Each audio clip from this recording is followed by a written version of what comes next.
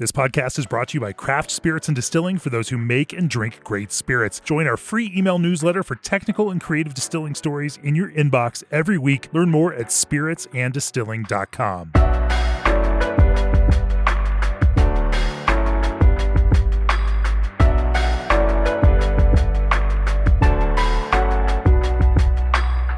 Welcome to Craft Spirits and Distilling Podcast, Episode 2, featuring Allie Ochoa. I'm Molly Troop. Today, we're going to sit down with Allie and learn a lot about sensory science. Her background is a master's degree in sensory science, and she has been deemed a whiskey scientist by TX Whiskey. We are very lucky to be talking to Allie today, but before we do so, are you looking to expand into aluminum cans but worried about corrosivity, off flavors, scalping, or pinhole leaks?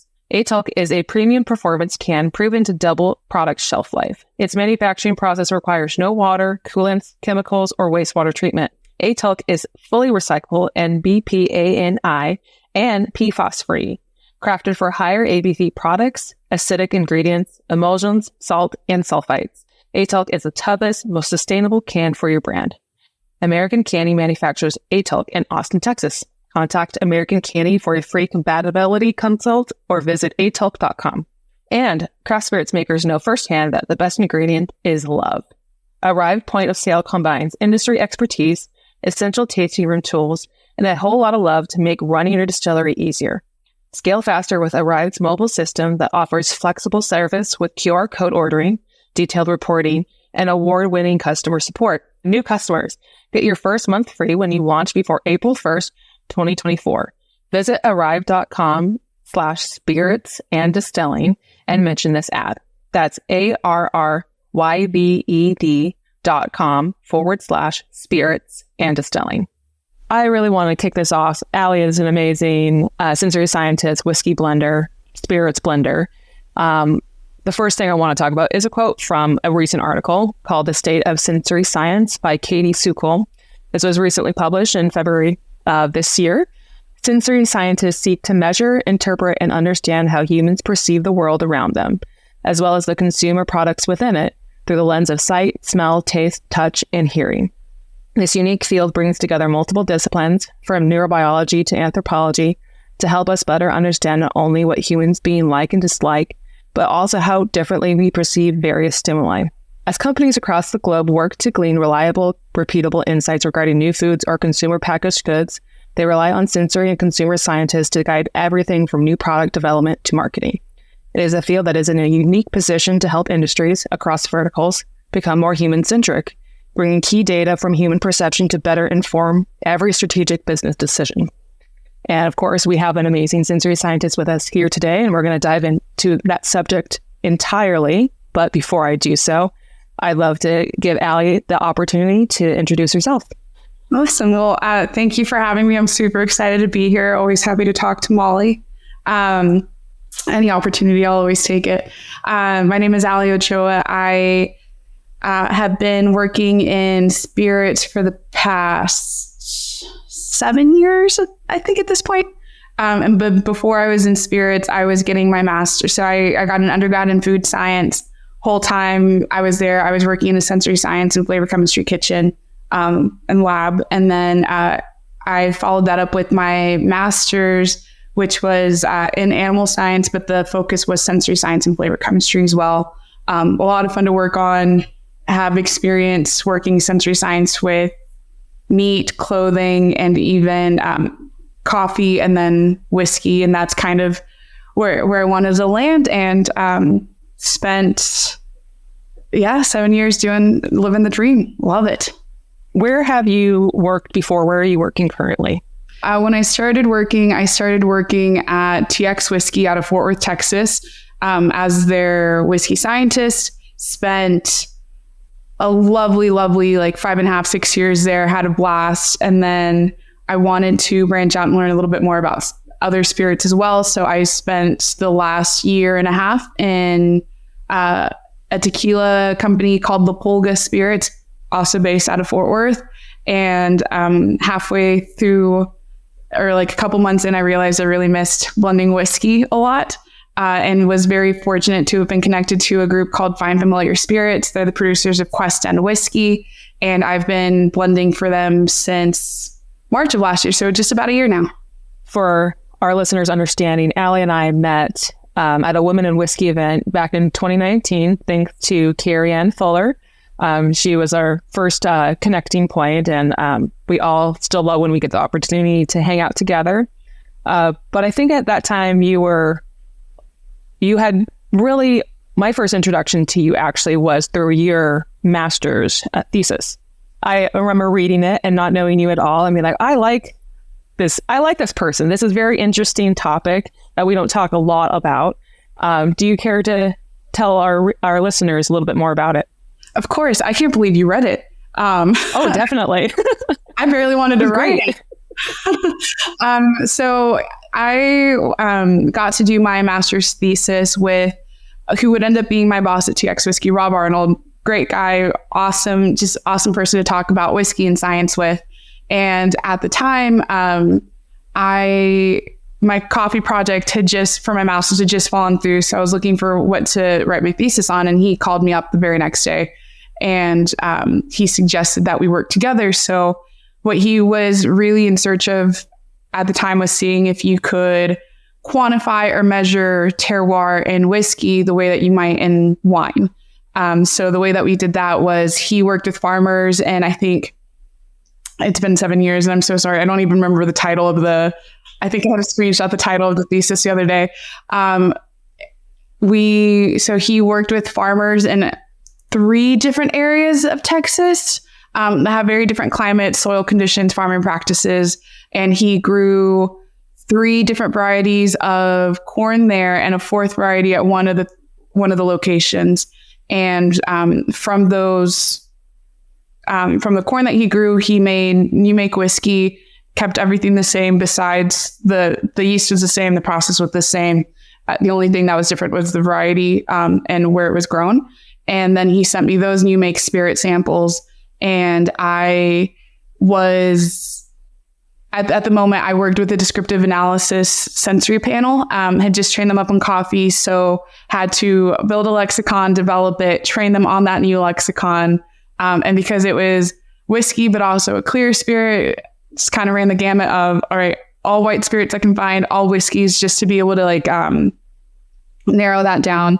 And so we had a descriptive analysis sensory panel that trained and tested the new make whiskey as well as the corn. And then we also did GCMS work with an olfactory report on the whiskey and corn as well.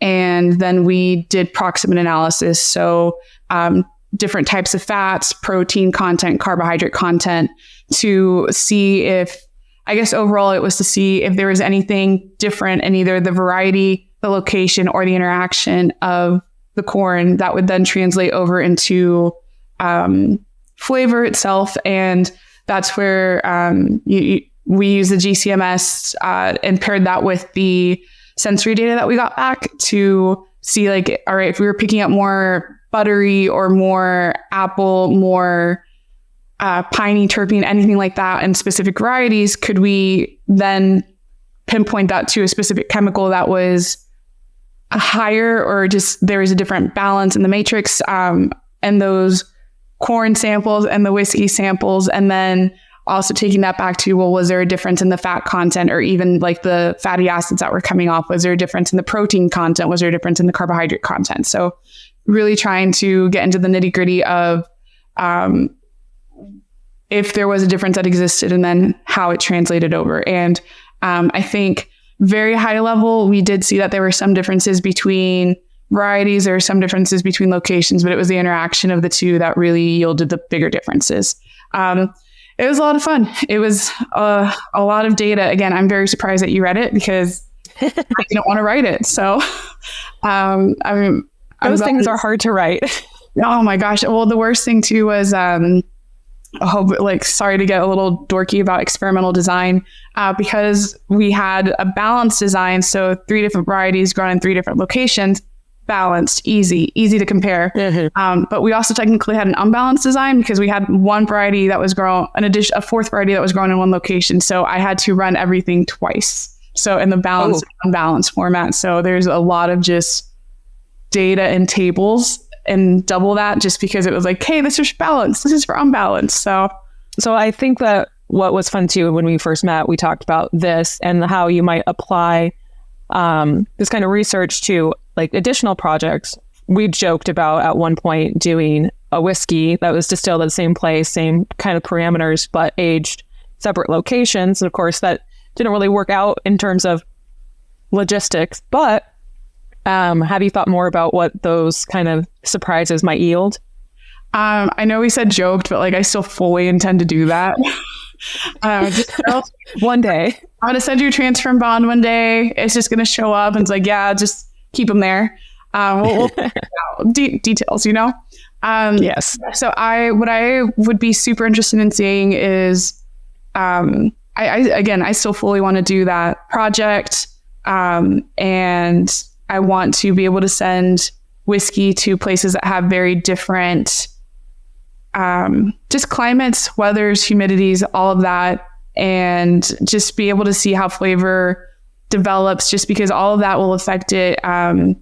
And even high humidity, low humidity, high heat, low heat, the combination or the inverse of all of that as well.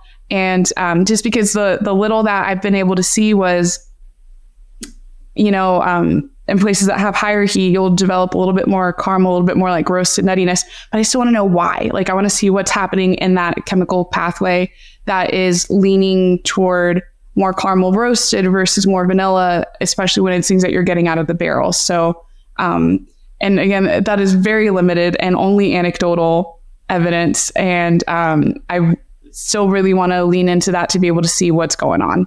And I say that, and at the same time, that's kind of the fun and the mystery behind whiskey is that I also don't want all the answers.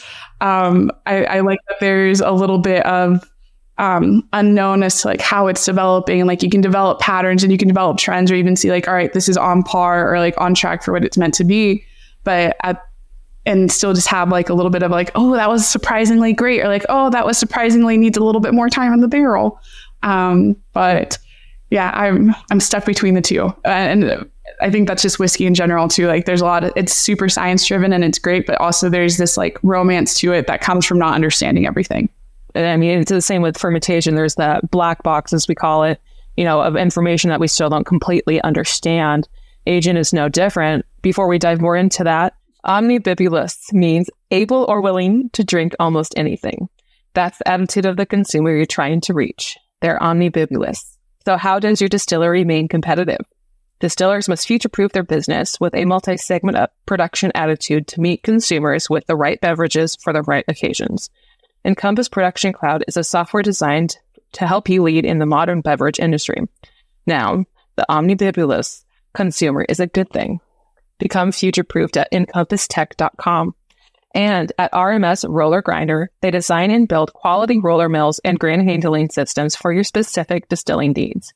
From idea to installation, they can help with roller mills, augers, control panels, bulk storage, and more. RMS has the right equipment to help you increase efficiency, simplify your process, and create a quality crafted product. Contact them today at rmsroller-grinder.com to work with their experts on your new distillery build or expansion. Now let's dive a little bit more into like the black box for aging. I think that's really interesting when we talk about blending, because we're looking for, you have information that you're putting in for barrels as you lay them down to rest, and then you're pulling information and certain intervals of time to check on them. But of course, like there's all these complicating factors. So for you, this is kind of what is a blending question. And then furthermore, what are some of those like kind of oddnesses or idiosyncrasies that you are used to working with when it comes to aging? So blending for me, I'm so sorry. I know this is like such an overused quote. It's the best there is. And I guess that's why it's overused. But blending is about making the whole greater than the sum of its parts. So there's all these beautiful barrels. So unless you're doing a single barrel, everything is technically a blend, like a blend of two barrels, a blend of styles, a blend of whatever category you're working in. And it's about taking just different barrels and combining them in the way that they're going to showcase the best parts of themselves and kind of help smooth out some of the edges that they might need smoothing. And the way you do it also, like the way I always had it described to me, and I think it's lovely, blending isn't 1 + 1 = 2. Blending is a sweater that you're knitting and you pull a string and then everything gets affected by it. Everything gets scrunched. So it's figuring out like how to best pull on that string so that you keep the pieces that you want in place and that you don't, but you can still like fix the parts that you want to be fixed. And it's just picking up those patterns and learning.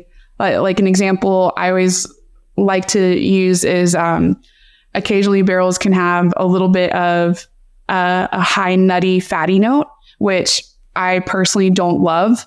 But if I have a blend that is turning out a little hot, it's a little bit too alcoholic, throwing in some of that fattiness in there will actually kind of help dissipate some of that heat. But if you do it in the right amount, you're not going to get that nutty flavor overwhelming the batch either. So it's learning how to combine things so that you're getting the end result that you want. And if you've tried single barrels are beautiful because they are so good. And that's why they're a single barrel. Just like on its own, it's perfect or phenomenal. They're also rare because they don't happen super often. So it's being able to work with stuff that is not at its perfect point, but making it, again, you're putting it into a group to make it perfect or as close to perfect as possible. So I think that's blending to me. It's a lot of fun. It's just being able to experience, at least 2 of 3 of the 5 senses on a daily basis, like, texture, smell, color, and just being able to evaluate that and try to make it perfect. You're working with, things that might not be perfect, but sometimes you're also working with things that could be flawed. And a lot of what blending, can be is how to either determine if it's too flawed so that it's unusable and, dare I say, needs to be disposed. We hate that. Or is it like something that can be incorporated? And certainly, like, you have a lot of experience with lots of different flaws. Is there one that you spot in a barrel and you're like, I can do that, I can work with that? And are there others where you're like, dump it? I don't think, thankfully, knocking on wood, I've never had to dump a barrel. I think at the end of the day, that just comes down to safety. If it is unsafe to drink, and there's only like very few occasions where it would ever be unsafe to drink, then that's where you would throw it away. And then everything else is fixable. It just depends on the time and the batch size on how fixable something might be. And it's just, you'd hate for something to be wasted after it's spent 5-6 years just in the process of being made. But one thing that I was very happy at TX, and I love that everybody was super open and for it, was everyone is super proud of what, we made. There's a lot of time that goes into it, obviously 4 to 6 years, especially not even counting the barrel. The barrel we'll set to the side because that's like 50, 60, 70, 80, 100 years. The corn itself, like it takes, if you're not buying commercial corn, it takes a year to get the seed, you plant the seeds. That's already 1 year. And that's just to be able to plant a higher amount. And then you actually put the seed in and then you harvest that. So that's already 2 years in, plus whatever your production time is and then your aging time is. But at TX, we had a panel that we all just decided, we're going to become really good at spotting faults. And we would train, I would buy references, chemicals, anything that I could to just kind of get us very familiar with it. And then if we ever came across anything like that, it would then turn into like, all right, great. If we found something, we think it's there, we think it's in a low amount, what can we do to fix it? And then looking into research, seeing what's already been done, and then putting it to a trial basis to see how it worked.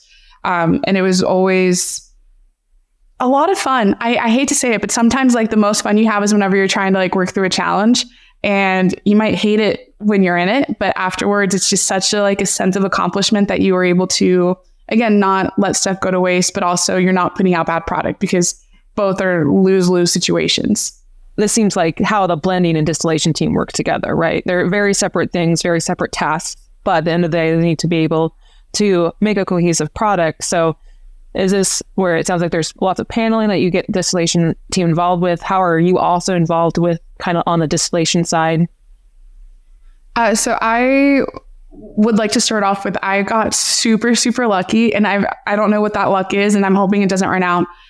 Every time I've had a team, I've had an amazing team to work with. So at TX, I worked very closely with the distillation team and the head distiller, and we were always in lockstep with one another. Again, I think it's we're all very proud of the work we're doing, and whiskey is very much a team sport, and it's everyone's responsibility and everyone's credit whenever something goes really right. And, we kind of decided from very early on that we're going to work together as much as possible. When I started up TX, I was a little bit more on the quality side. So sensory and just like even putting in routine quality practices. So I was always close to the distillation team. And as I moved away from the quality side and more to the blending side, that closeness didn't really disappear. And if anything, I was very big on making sure that people are trained, that they feel like they are contributing actively, whether they would like to be tasting flaws or not. They all did it, and they grinned and bared it. And there's somewhere I had to apologize, like, hey guys, this is really going to suck. The good news is it's going to be bad enough that we only had to do it once. You'll never forget this. You're never going to forget what butyric acid tastes like.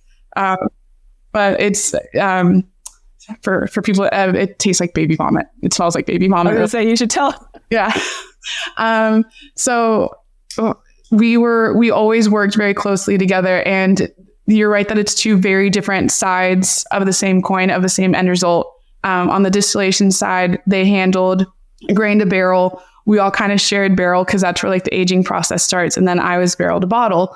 And again, I don't know if it's like this at all distilleries. While one team might be making the final decisions, I don't think there's ever a point where it was, where we were told like, hey, this isn't your lane to tell us what to do. It was more of like, all right, I would like to hear your opinion, and then I'm going to make the final decision. And the same thing kind of worked on my side as well, where we would meet even just for regular tasting panels, training panels, and for recipe selections, we would always meet and we would discuss like, here are the merits to this batch, here are the merits to what's going on at the moment. But at the end of the day, it's about trusting one another, that we're not going to make decisions in a vacuum, but we will hear each other's opinions. And then if a decision needs to be made, it's made, but we all know that everybody was heard. So I think I was just very lucky with the teams that I've been able to work with, that they've been amazing, and that we've always all wanted to work together and just had the same goal of, we're going to make really great products. And the best way that we can do this is that if we're on the same side and on the same team, and not siloed off as two different teams, but working as one. Totally. And it makes sense from, we're making a consumer packaged good, right? We do need data. What better way to get data than by including as many people as we can who are on our team and who are passionate. You kind of were a large part of building that sensory team, not just doing fault panels, but just kind of, working on things together. When you're looking at building a sensory team, while we talk about consumer packaged goods, are you looking for anything specific? Why or why not?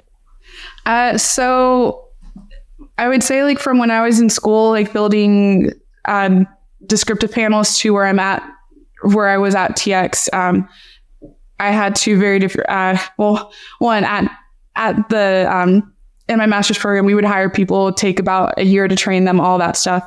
At distilleries, the team that you have is a team that's there. Right. I think the biggest thing that we always wanted to look for was, one, a willingness to learn. And a lot of the times with sensory, unfortunately, it's just the ability to follow instructions. And like an example I have with that one is when we started doing our fault panels, and again, the goal was to have no faults. But the reality of it is, if there was a fault present, we wanted to be able to catch it very early on in the process, so that we would either have it flagged and know like, hey, in a couple of years, we're going to have this issue, or if there's any way to fix it before it even went into a barrel, that was the ideal situation. But during these fault panels, because there's so much sensory information going on, we had to establish a rule pretty quickly. That was the first words I want out of your mouth are faulted, not faulted. As soon as the whole table says that, then you could tell me like, well, it has a really nice apple note. Or like, wow, it has like, it's still a little bit more on the woody side. We're going to have to wait a little bit. So when we started off, people just get so excited. And I'm guilty of this as well, where it's just like, oh, that's a really nice note. And the whole team was really good about holding each other accountable, where they're like, that's not what we're asking you. We're asking you faulted or not faulted. So like being able to follow instructions kind of helps us narrow down all the sensory information that we're getting so that we can really focus on what's going on. The ability to smell and which sounds silly, but like, can you tell the difference between peppermint and basil? Like, if you can do that, you can be trained into anything. So like, that was something that was just like, I just need something super simple to make sure that you are capable of distinguishing these smells. And even, everyone has this, they're going to have smells that they are very acute to. So like they can pick it up from like a mile away. And then there's going to be smells that they're very nose blind to. So it was also figuring out where people's strengths and development opportunities were. And also like if one of my coworkers couldn't smell coconut, his was not the opinion I was looking for when we were smelling some, like if I was saying coconut, he's like, well, I don't smell it. It's like, okay, great. So we're not going to take your opinion at the moment.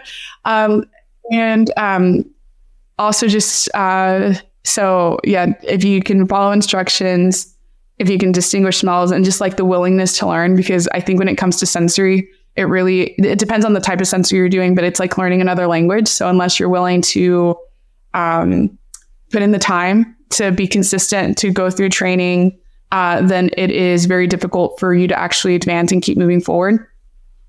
And again, I know we've talked about it, but like a lot of the people that are in this industry are very passionate about being in this industry. So that's not something that I've had a problem with in finding people to want to get trained up, but also everyone's got a million jobs to do and a million responsibilities. So finding people that could consistently make time in their schedule to show up, because having some panel consistency really helped. It just helped us develop parallel palates. So like if I was saying coconut and you and I train together and you're saying coconut, I know exactly what you mean. Even if my coconut's different from your coconut, because we've trained enough together, I know like yours might be a little bit more tropical versus mine might be a little bit more woody, but it still kind of gives the same impression. So that's really the big stuff that we look for, or that I looked for whenever I was building panels and whenever I was asking people to put aside like, hey, I need you for like an hour and a half once a week. Can you do this? And like, can you make time to show up whenever it makes time for that? And it's also very relationship based, kind of, if that makes sense. No one's palate is exactly the same. So I think part of sensory training is understanding that no one's wrong in what they're experiencing, but it's trying to reframe it to a very specific product and role. So again, you and I might have different coconuts, but it kind of depends on the exact context that we're talking about. Of again, neither of us is wrong if we're picking up coconut. It's just I might be asking you for a very specific way to pick it up or very specific descriptors. But because people have very different palates, they can disagree. And it's making sure that no one is taking disagreements personally, and that, we're able to kind of like brush it off of like, you're not wrong, I'm not wrong. Let's just reframe it so that we can come to a consensus. So making sure that people aren't fighting or telling people that they're wrong. I don't, especially when it comes to sensory, like you can't be wrong when it comes to sensory. Right. Like it's a fun kind of place to be where when you fully understand how it works, that you can just be like, we're all right. We're all just searching for the right words to use to recognize the right in the other. And that's kind of, language is usually the biggest barrier when it comes to this. Half of it's people management. The other like 50% people management, 40% confidence building, then 10% like teaching and keeping them like accountable and moving forward. Yes, absolutely. It reminds me of a song, 10% power and will. Like, you could make the whole song just for sensory science, specifically whiskey. You had the privilege for working for larger distilleries and seeing how they do sensory. You've also been able to see smaller distilleries and see how their sensory programs. I know there's a lot to compare and contrast there. You can certainly dive into that. But mostly I'm wondering if you have recommendations for smaller distilleries who statistically don't have a lot of tasters, and so that might kind of not always produce most statistically relevant results. Yeah, of course. So I have worked for larger distilleries. People are still limited though. So I know whenever I was fresh out of school, like trying to build a sensory program, or like I'm not going to say fix what was already in place worked just fine, but like just improve upon the sensory program that they had. And I'm very happy that I had this experience, that I had people that would push back and kind of give me a little bit more context about what was going on at the distillery, because that's a big thing. I am pretty vocal about there's right tests and there's wrong tests to do depending on the size of or the amount of tasters that you have. Some tests are not statistically appropriate just because you need to have like a minimum amount of tasters or a minimum amount of time that something's been run. So sometimes it's just finding a different test and seeing like how you can adjust it to make it work for your own distillery. So, and I know that this will probably be a very unpopular opinion, but like triangle test, which is one of the easiest tests for sensory, you can run statistics on it. It's great. Is usually not appropriate for a very small sample size. 15 people, depending on like the confidence that you're going to have in it. And then and it might not be enough. Whenever I've had to work with triangle tests, like the minimum I've been able to accept has been like 60 people for a test. And that was not a luxury or not something that I was able to accomplish at one distillery. So I had to go to different distilleries, to different consumer events to get the right amount of people. For what I was trying to test, definitely needed triangle testing. There's also things that you have to watch out for as far as palate fatigue, especially when it comes to alcohol. I know there's different tests like 2 out of 5 tetrad testing, all of that, like where you have higher sample numbers, but because you're still testing alcohol, you're more likely to fatigue out your palate than to get really great data results. And especially when it comes to fault testing as well, like there's such a high acclimation rate. Like you could taste a fault and kind of like, oh, I think I got it. And then it could be higher or present in the other samples. But because your palate acclimates to it so quickly, you're not going to be able to distinguish it anymore. Like it's just going to be lost in the noise.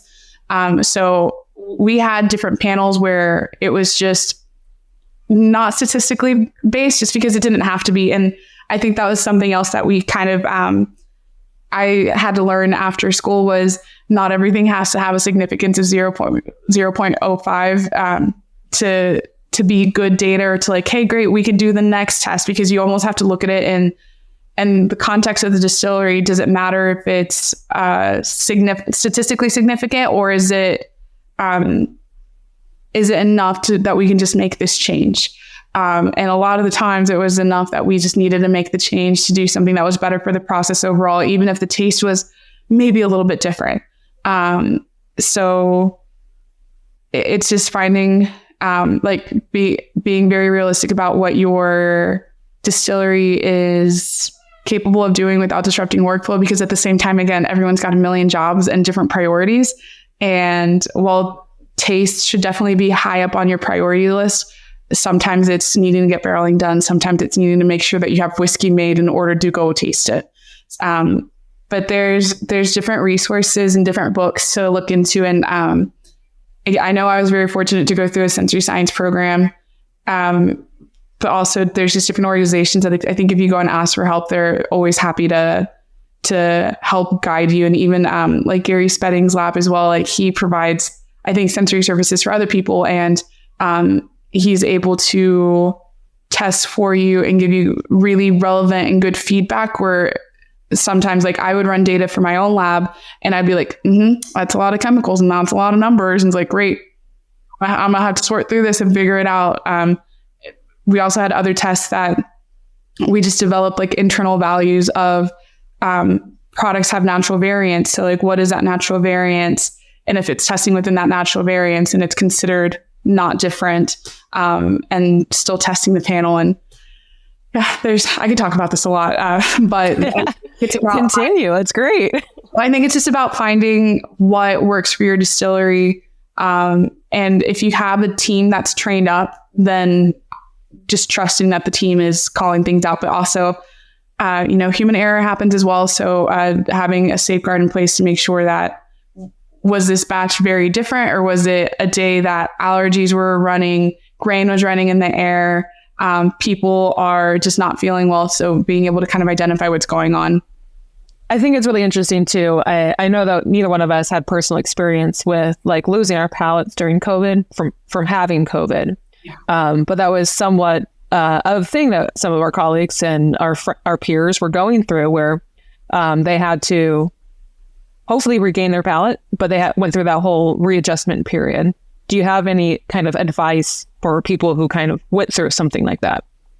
Yeah, I'm so sorry they went through that. I think that was the thing I was most like worried about through all of, again, lucky enough to be relatively healthy, but I was terrified of losing my sense of smell and sense of taste. So I will say I'm not a doctor, so I don't have probably like medical based advice. The one thing I did see that I was like, okay, this might be able to help was having to almost retrain your palate entirely. So like going through like, all right, get green apple Jolly Ranchers and then smell and taste a green apple Jolly Rancher and kind of like remind yourself, like you have to almost ground yourself again, like this is green apple, because you know that's green apple Jolly Ranchers are always going to taste like green apple Jolly Ranchers. Right. So kind of taking yourself back through like sensory training. But at the same time, like I don't know if you lost your sense of smell completely. I think it was just a waiting game of waiting for it to come back. I had something else that made me lose my sense of smell for 3 weeks. And that was a terrifying 3 weeks. I hated it. And I even remember like I would eat because I knew I needed to, not because I wanted to, because I couldn't taste anything. And I had a banana and I was upset and I was stressed. And I got like 2 seconds of a hint of banana, like think of LaCroix almost, and the shape of a banana, where like there's a banana somewhere in the room, like 2 miles away, just like a little waft of it. Right. I remember I started crying because I was just so excited. Like I can smell and taste again. Like it's not fully gone. But yeah, I think the best advice I read about was just almost taking yourself back through training. And even if that was sometimes finding really strange flavor combinations or like doing things like, I think I saw all over Instagram, like people were cooking oranges or burning oranges and then like smelling and tasting those. And it's just like, yeah, that's a way to intensify those aromas. And if that helps for you to like, again, be able to get something and then start trying to like train your palate back again, that'd be great. But I think there's also people that got like is it anosmia, where they couldn't smell anything, or where like certain foods smelled wrong. And it like, I think they're especially protein rich foods that would smell like degraded proteins. Yeah, terrible. I'm very thankful to neither one of us completely went through that. But I know a few people who, especially like the recalibration is fascinating because it is this rebirth moment. And it could be seen as an opportunity to just, improve, but at the same time, very, very scary, not something you want to go through.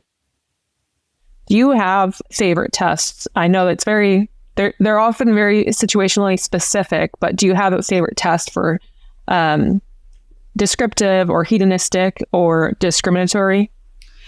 So for discriminatory testing, I really like a difference from control. And the reason I like that one is, again, you start to test, see what your natural variance is. That can give you a numeric score. And from that numeric score, if the product is testing within that numeric score, you can say kind of like, all right, great, we're going to consider this the same.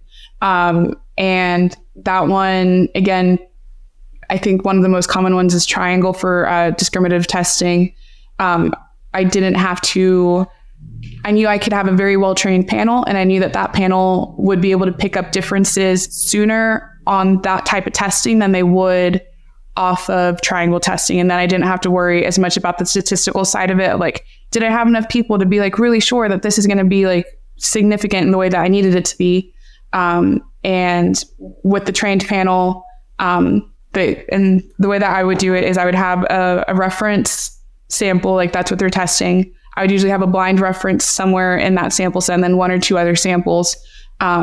And that blind reference really helped me, one, just kind of double check that my panel is performing well. So if that score was ever out, like if my blind reference was scoring higher than the natural variance, I would just toss the data because it's like, great, we had a rough day today. So it helps me see that. It also helps me keep my natural variance number updated. So like, it's like, great. So, on a scale of 0 to 4, my natural variance for this product is 0.5. So anything above 0.5, I'm going to consider different. Anything less than 0.5, I'm going to consider the same. And then I would test the 2 other samples to see how they compared and see where they fell. With hedonic testing, I love me some hedonic testing, especially when it comes to because it's just something that I saw a lot with meat science. And it was crazy and awesome to see. And I think we see it also in spirits as well, is consumers can tell you, in the example of meat, I don't want a fatty cut. I want something that's super, super lean. I want something that is very healthy for me. Like that is what is driving them. That is what they say is driving them. But then if you were to put samples in front of them and say like, all right, I gave you 3 different cuts, different fat levels. They don't really know what the difference is besides that it's different samples. You could see what's actually leading consumer liking and consumer repeat consumer behavior. So like, are they going to purchase it again? Are they going to look for it again? And I just remember one very specific project that we had that a lot of the feedback, because they'll do like demographic surveys beforehand. They're like, yeah, I really want lean cuts. I want all of this. And then the samples that they were most willing to buy, the ones that they liked most, were the fattiest ones, because that's what carries flavor. So it sometimes helps you understand there's a difference between what people are saying and the difference between like intrinsically what is driving them.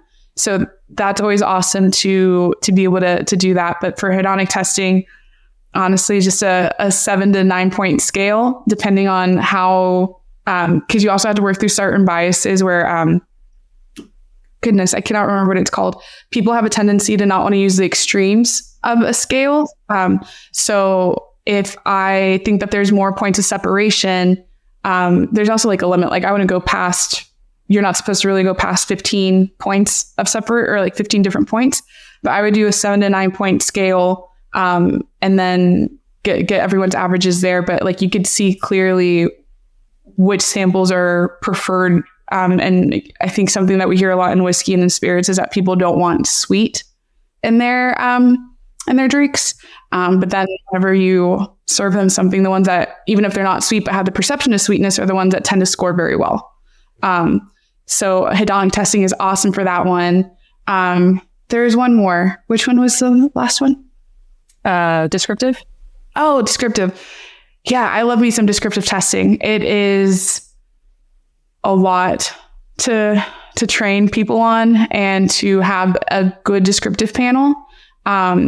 It's one of the most informative.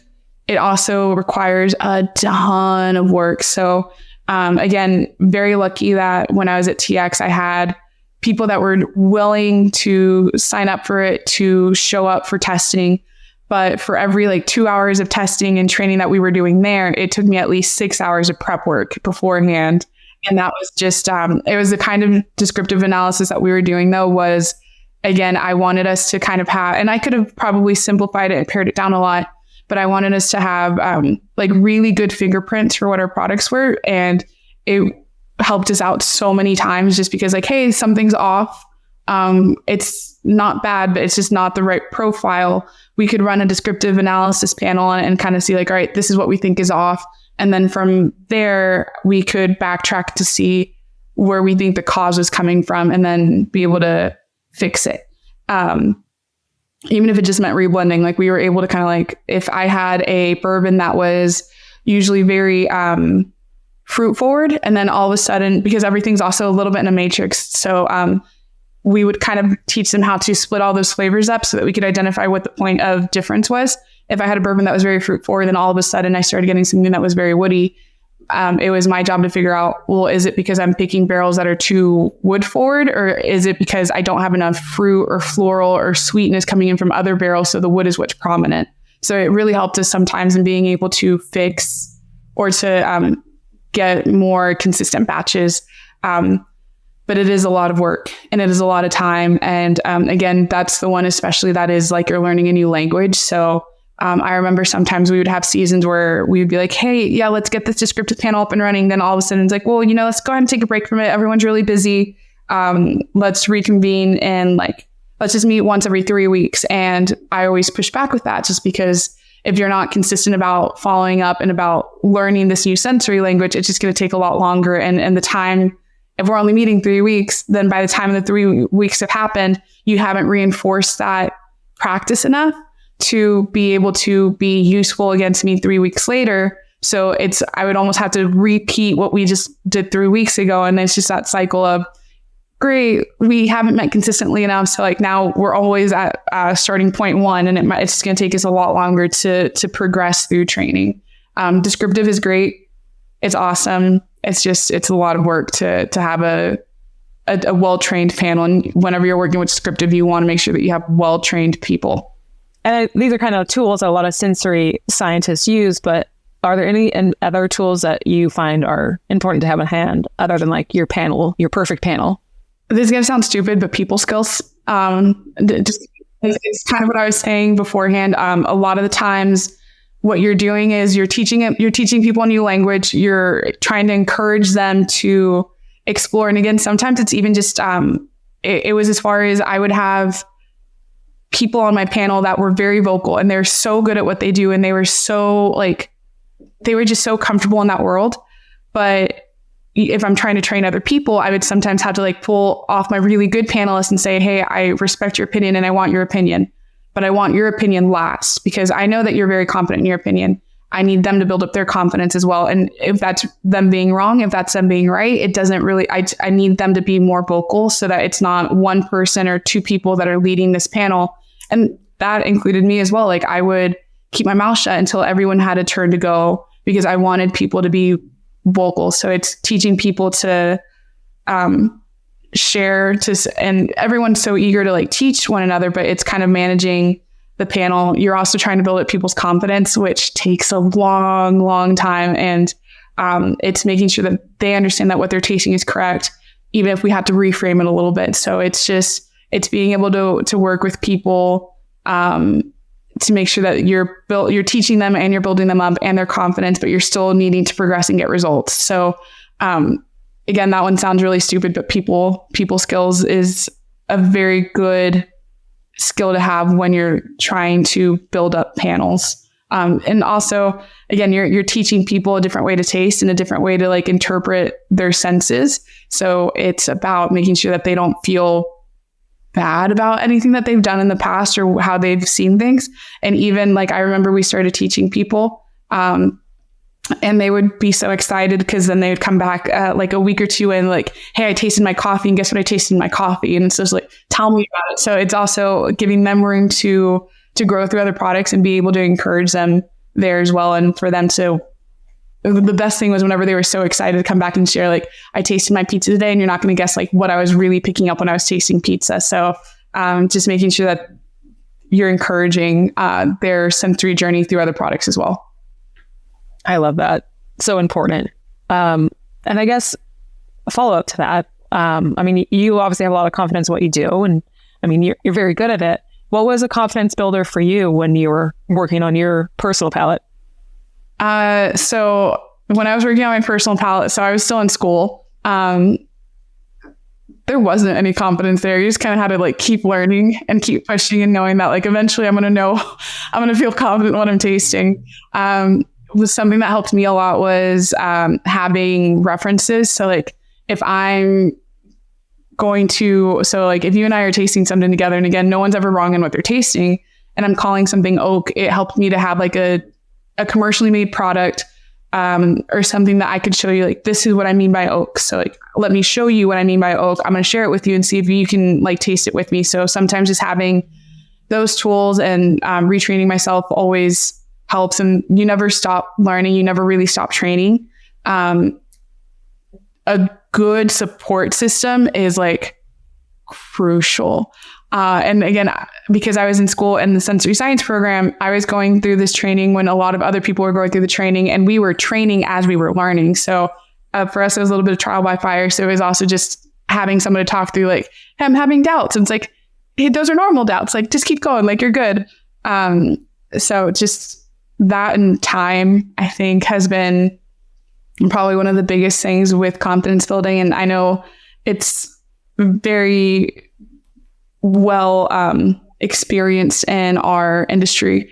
But like having to work through imposter syndrome and just kind of like having to make sure that you're not putting yourself down, that you're trying to grow, you're giving yourself grace to grow, and that you are, again, everyone stumbles in understanding that like, hey, you know what? Today really sucked for me as a sensory day. Like I just couldn't do it. I wasn't picking up and I wasn't communicating well. It's like, okay, cool. You had a bad day. Keep going. You're going to have more bad days. It's like, keep working through it. But yeah. I love that. And I mean, reference standards are really interesting because it does really key you in on what you're trying to, like language, right? Always a search for language. Sometimes references are intimidating because cost, or you don't know how to source, or, I mean, I'm sure there's a lot more reasons beyond that. If someone was like on a budget, I tell people like, go to the grocery store, smell around.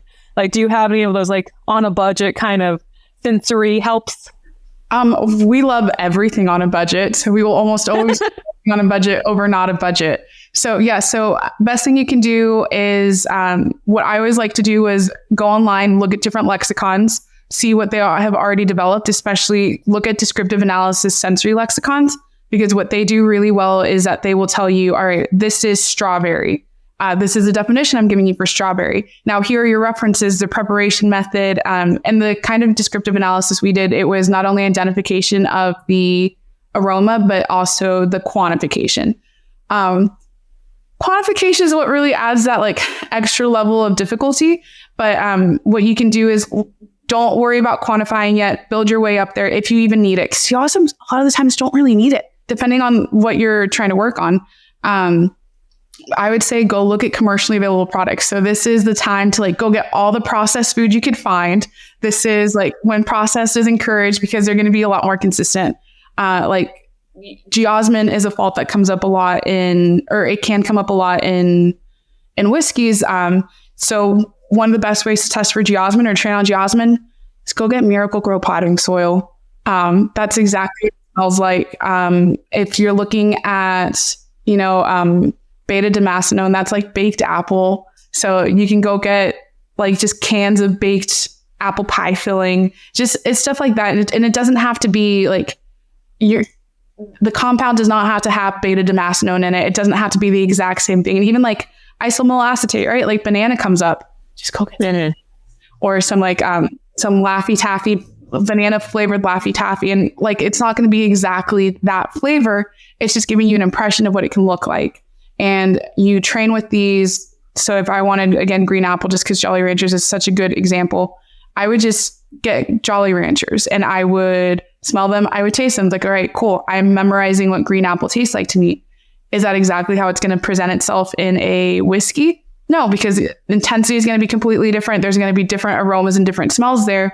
It's like looking at George Seurat painting and saying like, all right, you can see where he has green, but overall it's going to look brown just on how it's layered. There's going to be green apple in there, but just how it's layered, it might not present itself as green apple. So it's kind of being able to point them out and see if it's like a nuance, if it's a flavor driver.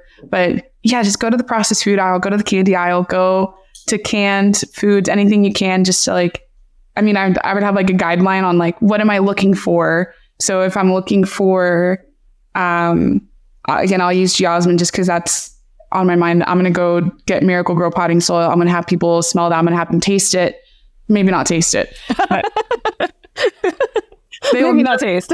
No, well, I mean, I made them taste butyric acid, and I feel like that was much worse. Yeah.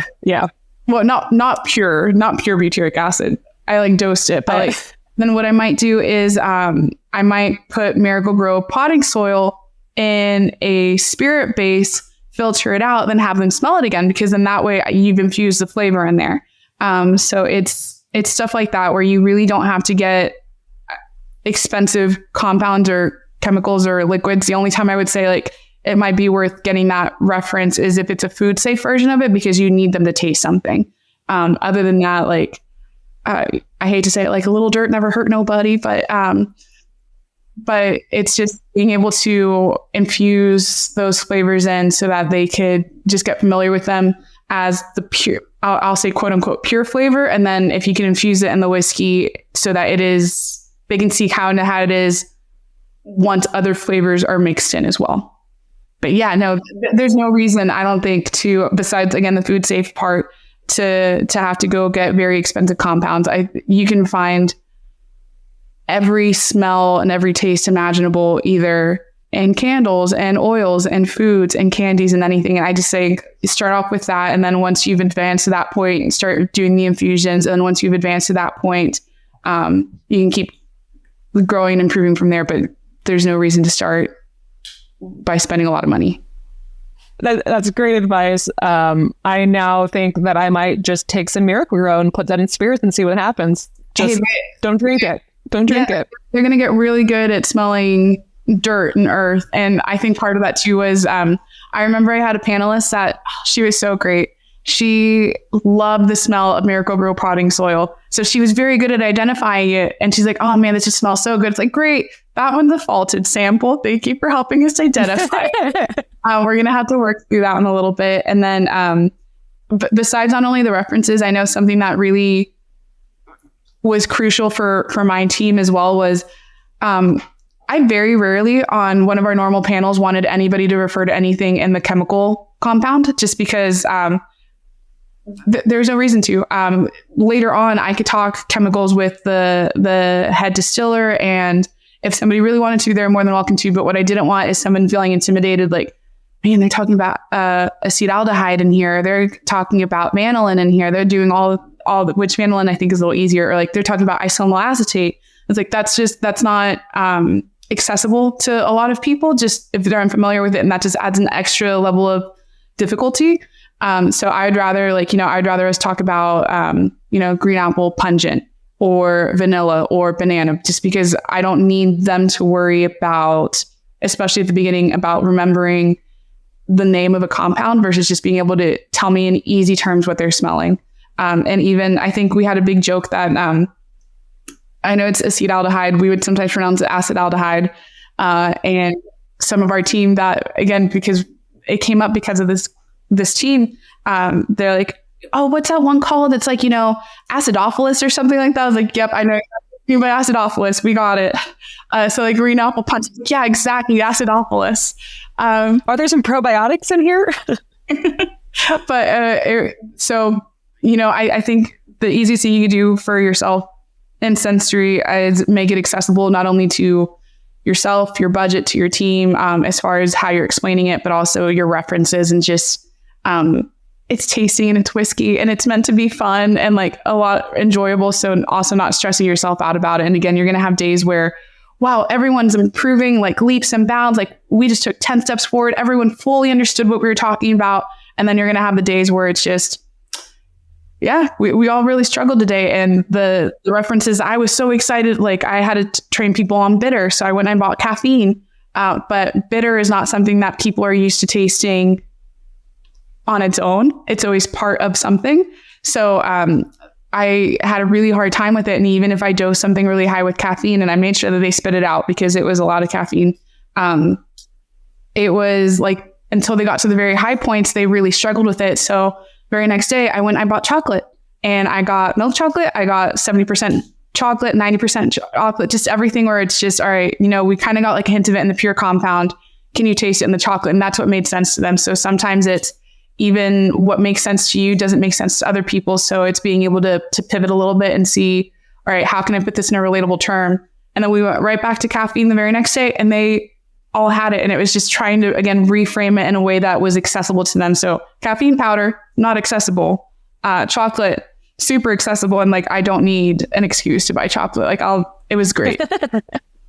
Well, I mean, it just goes to the whole language barrier too. Like it's a new language. And sometimes, what makes sense for explanation to us who's doing the teaching actually doesn't make sense to the person who's trying to do the learning. And so it's kind of this where people's skills come in handy, where you actually take the time to dive into the why in terms of why is it the team getting this?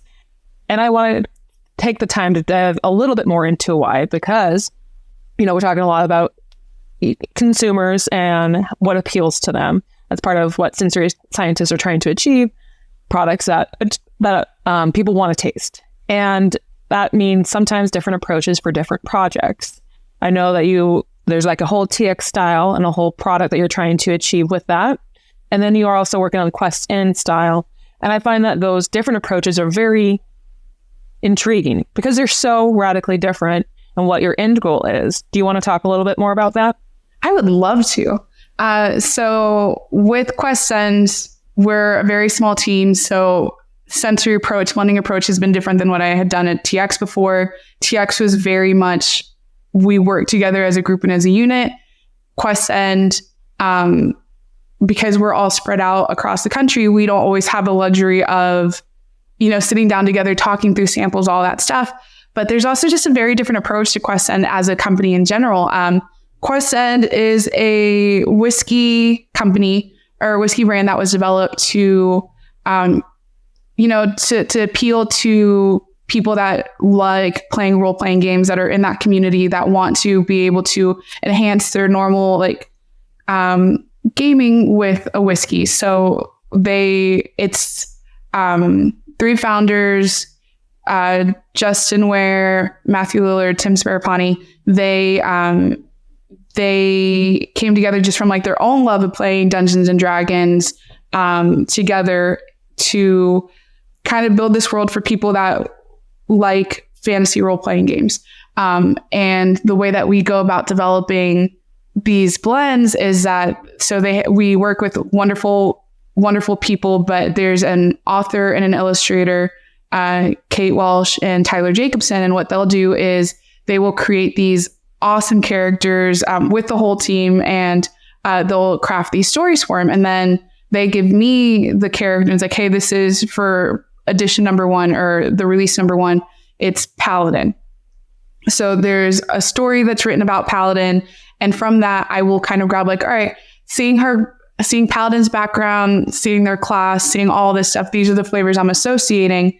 And then I kind of put it in front of the group. And actually on the very first call I had with them, they kind of ran down all the characters with me, and I was just jotting down notes really quickly. I was hey, can I throw some stuff at y'all? Does this sound about right? With this character, do these flavors match for y'all? And they called me a witch. It was great. But it was just, and it's how I interpret flavor to stories. So with Quest N, what's really cool is that every batch is different. It's meant to be different. It's meant to be reflective of a different character, a different chapter, a different element of the story. So those are fun because you get to be very creative and you get to explore and push bounds. And at TX, what I did was they had products that people loved. So it was my responsibility to make sure that they were consistent. And there are some products where it was, all right, I needed to be consistent, period, end of story. And then there were other products where it was I need it to be consistent. And if it's not consistent, I need it to be better. So it's just different challenges. It's different challenges. One is I need to do different stuff. I need to make sure that it's reflecting the character. I need to make sure that it's delivering something different every single time. And even if it only makes sense in my mind as to why it's related to that character, to that story, I need to be able to then also verbalize it and explain it. And kind of, I think in the quote you said, kind of helping out a little bit with the marketing as far as this is why I chose this flavor. So I wanted it to be reflective of this, or of this character's background, or of this character's future. Cause I know how the story is going to play out. With TX, I knew, all right, one of my products is out of spec. All right, let me see with my descriptive analysis panel, what's off with it. And then that way I can look at the batch overall, look at all the batch notes, and then figure out, is this something that we could rework by adding in more barrels? Is this something that we need to just make a little adjustment or a big adjustment? But it's different challenges always. But that's also what makes it really fun. Honestly, I think one of the most fun things about whiskey is that no one, I think, sees how much goes behind it. And in a situation that you could choose to be stressed, you could also just see it as an opportunity to okay, let me see what I'm going to learn this time around. Might not love it during, I'm going to be real stressed during, but I know I'm going to get something out of it. And it's different challenges both ways, but very fun challenges to work through. And like you said, you're always learning something new. Every project, every release, really, there's an opportunity to learn and grow. And I'm going to make you make a really hard call right now, where I want to ask what your favorite release that you've ever worked on has been. And I know you've worked on a lot of great things, but we all have our nearest and dearest. Can I give you 2 releases? Totally. We can break the rules. So I'm going to say 2 releases, and they're 2 releases, one from Quest and one from TX. So at TX, we had something called the Experimental Series. It was only, it was something that you could only buy at the distillery itself. And it was, when we were a smaller distillery, we could only make about 3 barrels a day. So there's some stuff that we made that is just, we did this for like 2 runs. So there's not enough volume to really make this.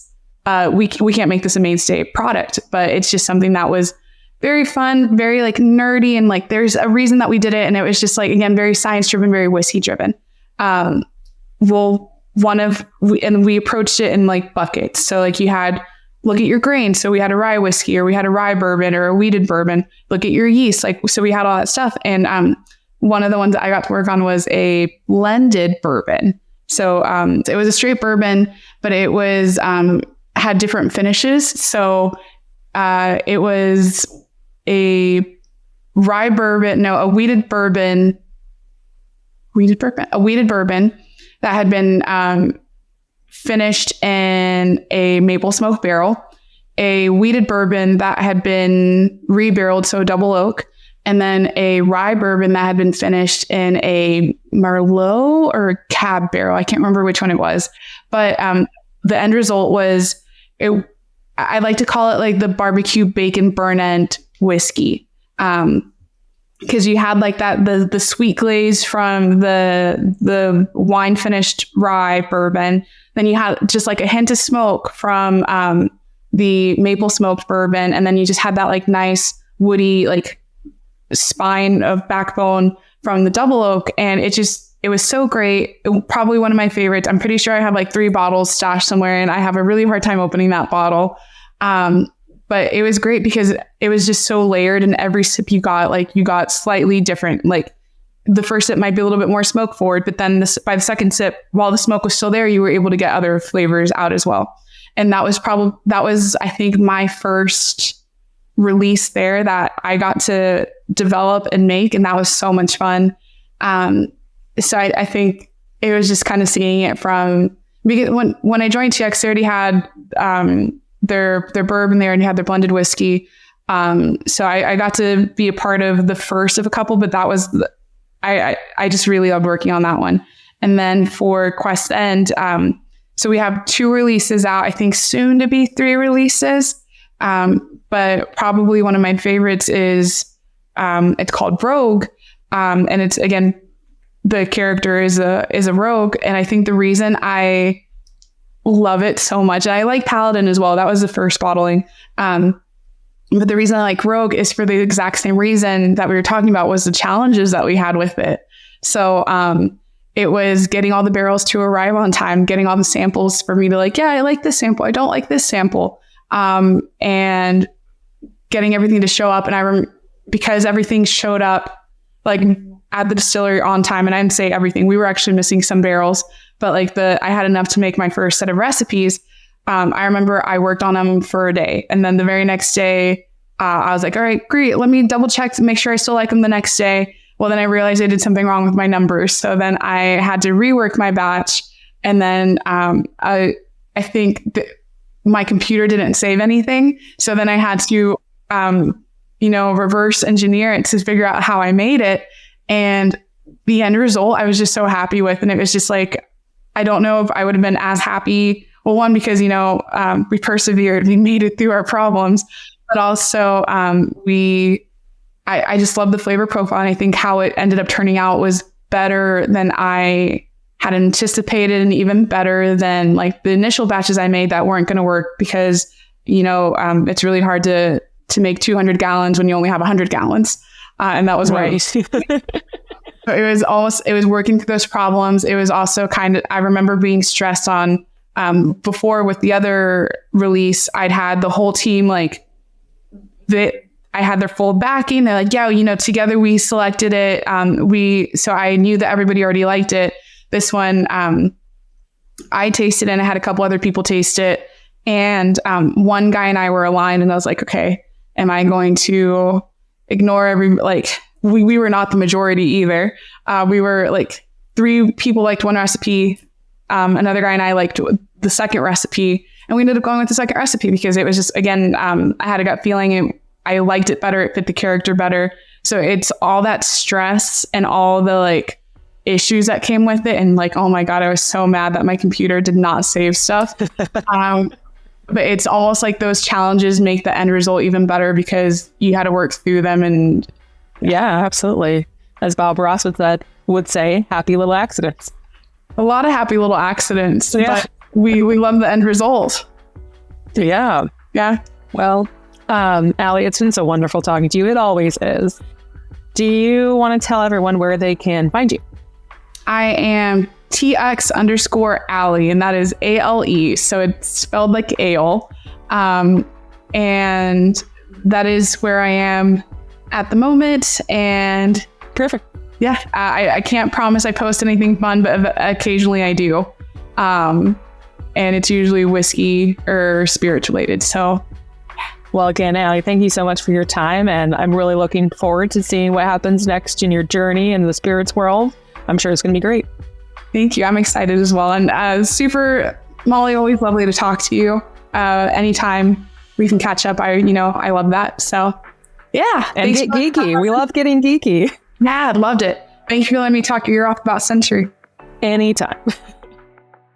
Just a reminder, American Canning's A-Tulk is a premium performance can proven to double product shelf life. Arrived Point of Sale combines industry expertise and essential tasting room tools to make running your distillery easier.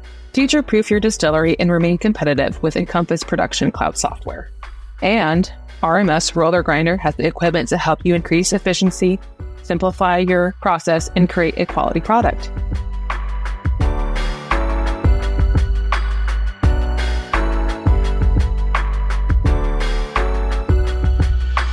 This podcast has been brought to you by Craft Spirits and Distilling for those who love to make and drink great spirits. Join our free newsletter today at spiritsanddistilling.com for pragmatic, technical, and creative distilling stories in your inbox every week. Sign up now at spiritsanddistilling.com or click on the link in the show notes.